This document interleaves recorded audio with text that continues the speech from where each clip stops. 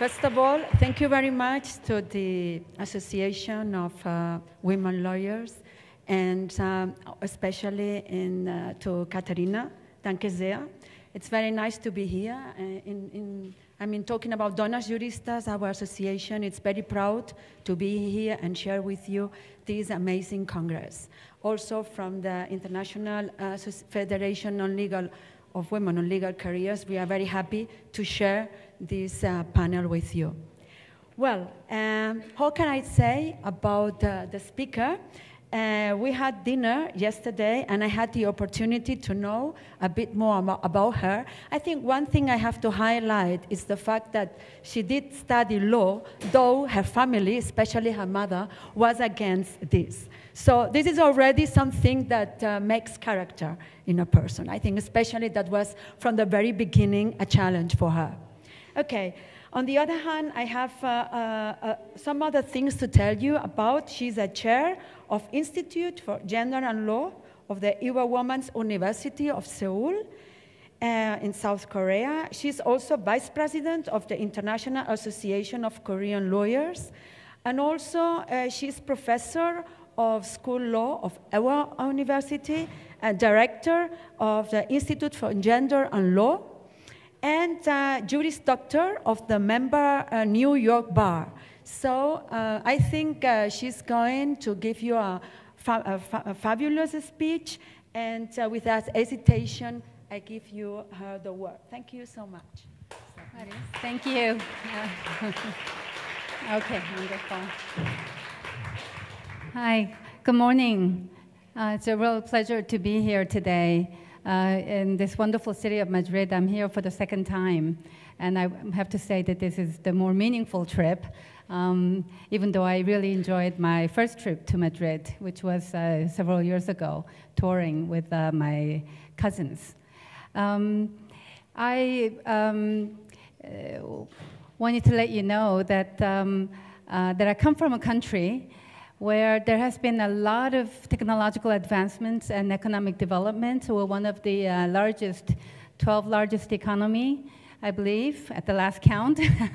And yet, when it comes to the gender gap index, we are gracing the very bottom. And we have never actually left at the very bottom rank among the OECD countries in the past 23 years that we've been a member of the OECD. And so I have been well-trained from my own family to deal with what's in store for me when I got out there in the real world. My mother had a very different view about what a woman should do than what I had learned in school. So I had a lot of encouragement. I'm the product of my education. I had a lot of encouragement from my teachers, professors, and a lot of resistance from my mother. My father caved in, and he became a supporter, but my mother, until very, very recently, held very steadfast beliefs about how I was not living the life of a good mother and wife. I'm divorced. And so, just want to show you that you're looking at a product of education here, which is a small theme in my presentation. Okay. Okay, we all know that, oops.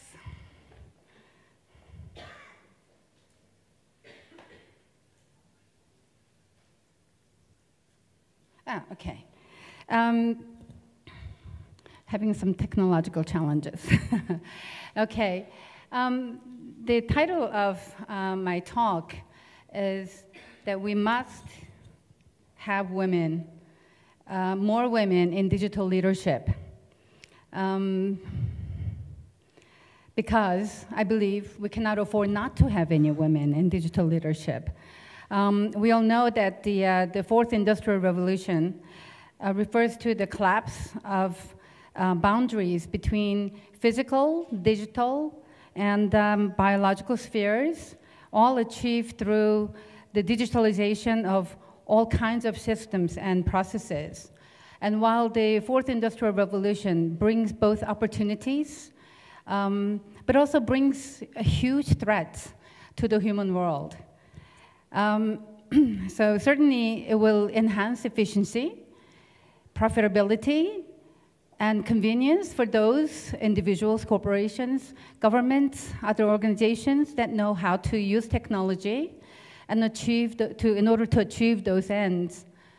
But the real danger is that the fourth industrial revolution can leave out those who are digitally illiterate and will lead to greater inequality by disrupting labor markets as automation is replacing workforce across the economies around the world, and the development of such automation and machine learning has potential threats to and risks to gender equality, because women are generally occupying those roles, as we've been talking about since yesterday. So while technology can be a really useful tool when it's used right, but it can have an incredibly dangerous, it can be a very dangerous weapon when it's not used right, especially when it's used wrongly or abused, which can happen in the absence of regulation, in the absence of transparency and accountability. So the blurring of the boundaries between the real world and the virtual world also means that we need to regulate what happens in the virtual world, because it will have a huge impact on what happens in the real world. I think most of us know what deepfake technology can do. We all know also that sex dolls and sex robots are being bought and sold in the marketplace. They are certainly being sold in Korea as well as in the US, I'm sure, in other parts of the world too.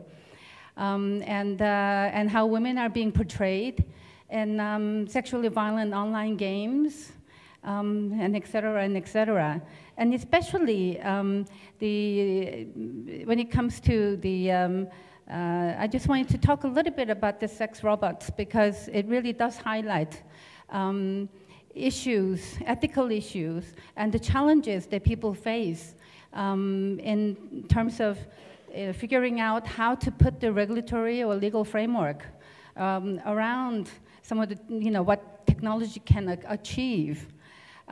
Because actually just about a month ago in Korea, when there was a meeting among the legislators, one of the very high-profile legislator with a legal background, he was actually formerly a prosecutor, he brought in a real doll, life-size doll, and placed that doll right next to him and said, "Look at this, it looks real, it feels real, and you should come and touch the skin, and the government should come up with a plan to support this industry."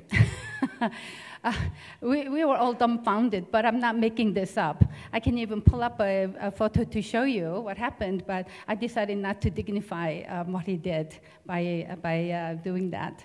But there are lots of issues related to something like this.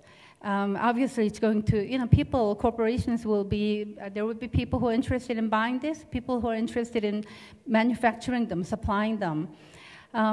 But what about the impact that it will have on human relationship? What about the impact that it will have on the brain? Because we had learned yesterday how brain is impacted by our life experience. And what about, people want to buy childlike dolls. What does that to human interaction? What does it do to the future? What does it do to many of our valued relationships? So it's a real challenge. Okay, and then just wanted to highlight, which everybody has done, so I'll go over this really quickly, that there is a huge gender gap. We have learned from the wonderful work that the World Economic Forum has been doing that as of 2019, we have closed 68% of the gender gap, but they said that it will take 108 years to achieve overall gender parity, and 202 years to achieve full equity in the workplace. I don't know about you, but I just don't have that kind of patience.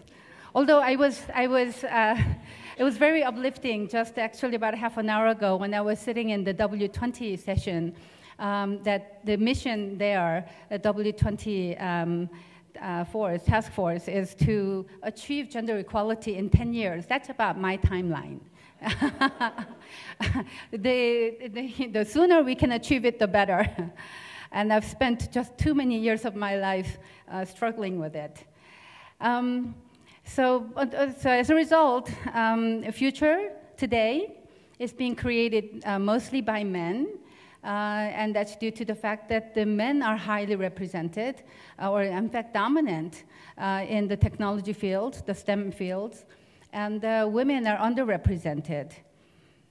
And so it's not only that women are not being able to participate in creating the new world brought about by the Fourth Industrial Revolution, but women will be adversely impacted, more adversely impacted.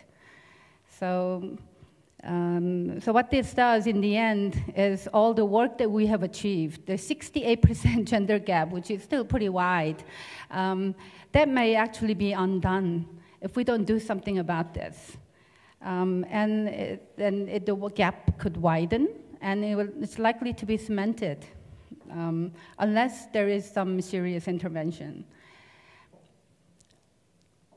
So what happens when we do not have women in digital leadership? Technologies developed in the Fourth Industrial Revolution will reflect the values, including biases, prejudices, and preconceived notions of the creators.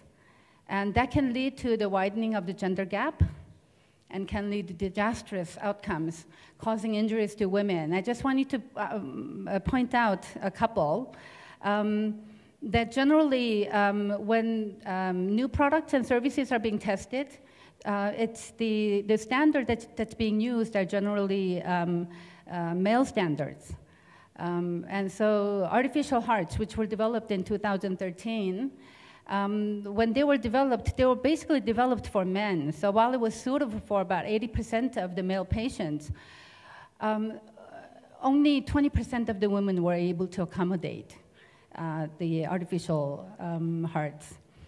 And, but when men are working on all of this, it's probably not occurring to them that there could be a lot of female patients, and that there should be a separate testing with a different size. And the same thing with the airbags. And this one was done a long time ago, but for 30 years, they had, originally, the test dummies had male dimensions.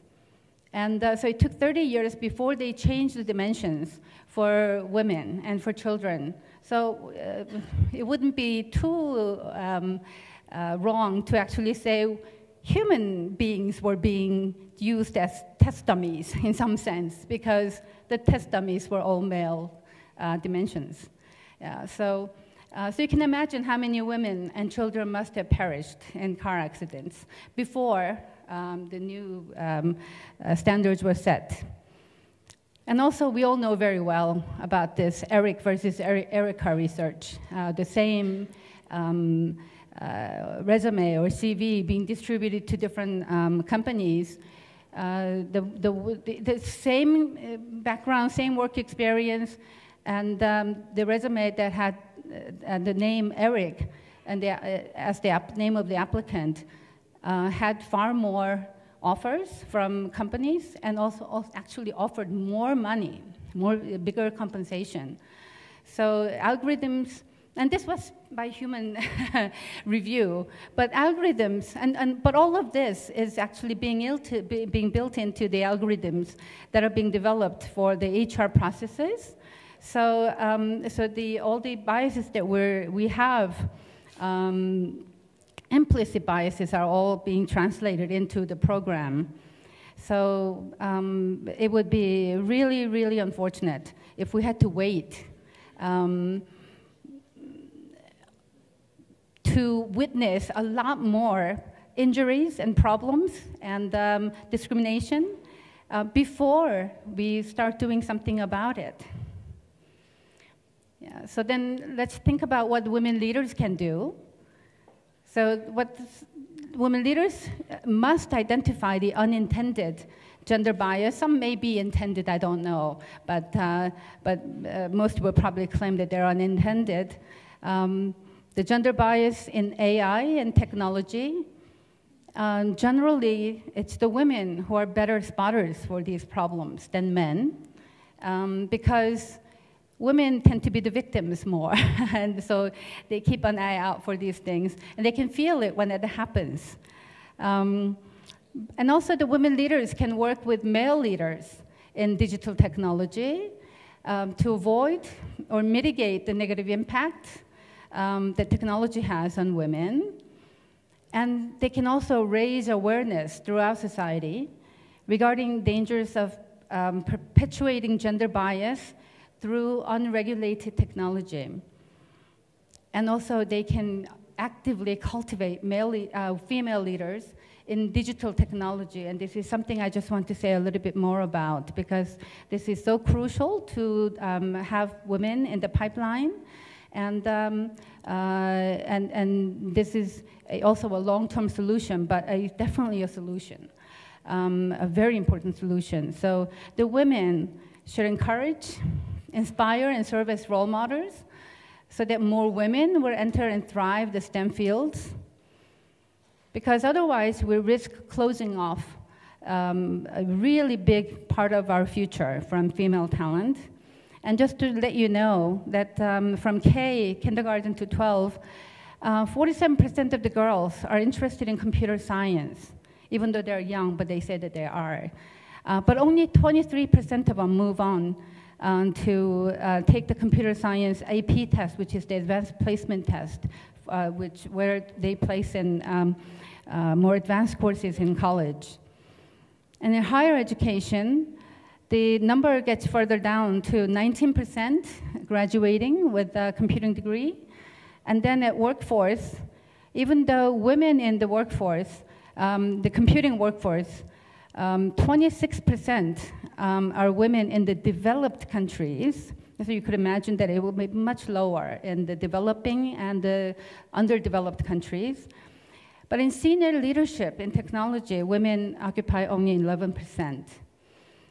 So women really need to, those women who are, who are experts in the STEM fields must stay active, stay visible, and prevent the leaky pipeline. Don't do the disappearing act. Yeah, because at that point, it's like you owe it to the other women. Now, so how do we get women in digital leadership? It's really my thinking. But I think education, it's a three-pronged approach. Education, legislation, and bringing about new culture and attitude. And those are all interrelated. The education and the changing the culture and attitude takes time, and so does legislation. But we really need to work on getting the law passed and getting the right framework on these issues, because law has too often served as a lagging indicator, but I think in this area, law really has to be a leading indicator.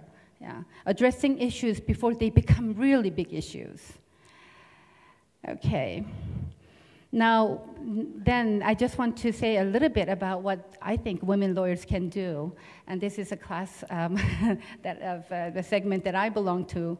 And much of this I speak from experience because I've been engaged in doing a lot of legislative and regulatory work in my career, especially prior to joining the university, and since I've become part of the university, where I have actually much bigger freedom and flexibility to do so. So I think of the women lawyers, women in the legal profession, can be a very important part of the solution to dealing with the problems caused by uncontrolled advancements in technology. technology will, I think most people will agree that technology will need to be regulated to curtail abuse and also to penalize those who do abuse the technology for criminal purposes or other evil purposes. One of the challenges we have is that we don't have laws in place to address a lot of these abuses. Hence, we have the situation of the Korean legislator bringing in the real doll into the meeting room in the National Assembly. So the women in the legal profession can spearhead legislative and regulatory initiatives to address gender bias embedded in technology. But that takes a long time, you know, that there's a give and take. They can argue for months and years. So even prior to getting the laws and regulations passed, which takes time, women lawyers can engage in advocacy activities to represent victims, to ensure that there is proper and adequate redress, both in and out of court. And the last is actually perhaps what I think is the most important, which is to actually to form and shape public opinion and engage in the policy discourse by talking about ethics. Ethics is an overridingly important factor in the fourth industrial revolution because you know that scientists, they want to keep making more progress and they don't know any bounds. And this is key to actually getting people interested in activism, getting the NGOs working with you, getting the people in the government to working with you. So just wanted to share a little bit about what has happened in South Korea. There was a bill that was developed about 2 years ago, but it hasn't been passed yet, but it's a law, basic law on robots. The only law we have in Korea about relating to the fourth industrial revolution is a law to promote and stimulate investment in the business so that the businesses who are involved in doing this can have easier access to funding and in fact get rid of unnecessary regulation as the message of the people who are talking about this issue. But this female legislator developed a bill which is, as I said, yet to be passed, but it's a basic law on robots. And basically requires the Korean government to develop a legal and ethical framework, including registering those robots and ensuring compensation by robot manufacturers for injuries caused by these robots, because they can do lots of things these days.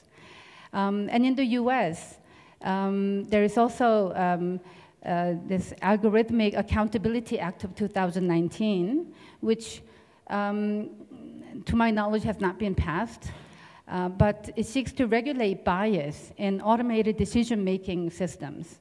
And it requires companies to audit their machine learning for bias and discrimination in an impact assessment.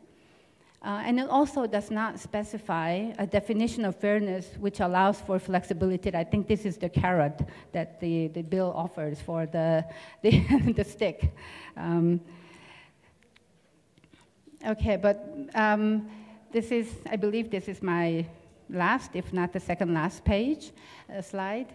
But passing domestic legislation will not be enough because all this, the key thing about the fourth industrial revolution is that it knows no national boundaries. And it spreads extremely fast. And so the women in the legal profession should be joining forces with experts around the world to ensure that women's voices are heard and reflected in the global standard setting exercises, which are happening on many, many fronts. And which is why I think it's wonderful to have a Congress like this for 2 days. And I'm hoping that my encounter here with people in the audience will not be just a one-off encounter, but I'm hoping that we can forge long-lasting relationships, collaborative efforts, we join forces to get things moving. So I represent many organizations in Korea of lawyers, human rights activists, and so on. So I'll be very keen on talking to you about how we can work together. And the women in the legal profession should also work with the women in other fields, because many people have mentioned this. Interdisciplinary approach is the way to go about dealing with these issues. They should also work with the judiciary and the law enforcement authorities, because I have learned through my work as the director of the Institute for Gender and Law, the role of the judiciary is so important. The role of the law enforcement, that's police as well as the prosecutors. Very, very different perception of what whether an act amounts to a crime, an act of crime, something that needs to be punished.